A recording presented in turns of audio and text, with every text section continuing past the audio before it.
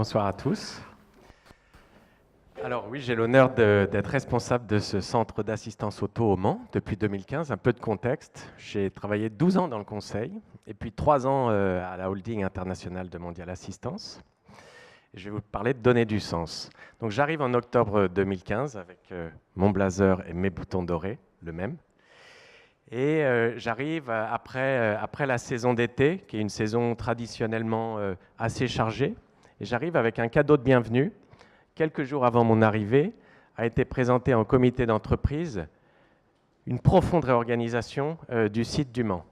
Donc j'arrive, je suis un ancien consultant, et je vais devoir faire, avec cette annonce qui a été faite en CE, une profonde réorganisation du site. Bon, très bien. Cette réorganisation, elle a pour objectif d'être plus précis, d'aller vers plus de qualité de service et plus d'efficacité dans la tête de la direction et dans la mienne. C'est super clair, ça fait du sens. Mais par contre, quand je me balade sur les plateaux, j'entends des phrases du type « Ah, monsieur, on ne va pas gérer nos dossiers d'assistance comme avant, on va faire moins de qualité. » Bon, je vois bien que le sujet inquiète un petit peu, et puis comme je viens d'arriver, je m'interdis absolument de sortir le bon vieux PowerPoint, je me l'interdis et je décide d'écouter, d'observer, de regarder un petit peu tout ce qui se passe. Quelques semaines passent et puis un de mes voisins vient dans mon bureau et me dit « Alexis, bon, je ne vais pas te parler de la réorg, mais je vais te parler de ce qu'une de mes chargées d'assistance vient de me dire. Elle m'a dit, lui, là, le nouveau directeur qui vient de Paris, il va fermer le site. » Je lui dis « Mais Cyril, pourquoi elle t'a dit ça ?» Eh bien, il va fermer le site parce qu'il n'a pas mis de photo de sa femme dans son bureau. Ça veut dire qu'il n'est pas là pour longtemps. Et là, je me suis dit, OK, j'ai pris le temps d'arriver, il va falloir que j'explique les choses et que je parle de cette réorganisation.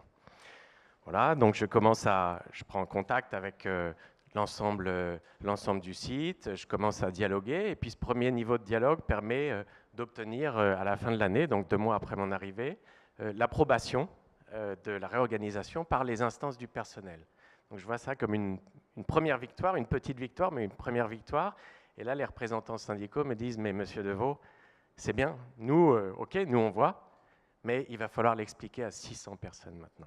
600 personnes maintenant. » Donc, le temps passant, je me suis dit, il faut que je donne plus de corps à ce que ça veut dire qualité de service, ce que ça veut dire plus d'efficacité. Donc, je rencontre l'ensemble des managers, 2 heures avec chaque manager. Je fais des déjeuners informels avec les chargés d'assistance pour voir ce qu'ils ont dans les tripes. Je rencontre des chargés d'assistance en plénière.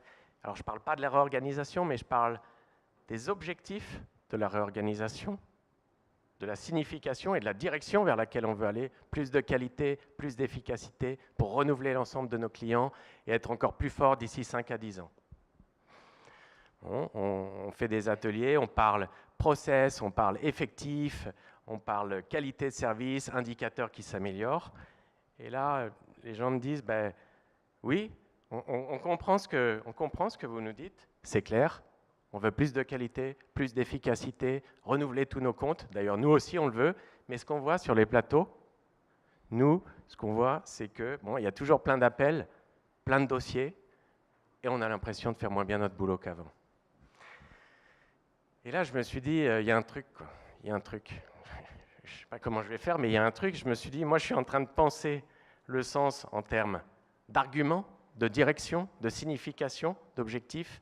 Eux, ils ressentent avec leurs sentiments. Et j'ai l'impression que ces arguments et ces sentiments ne collent pas encore complètement ensemble.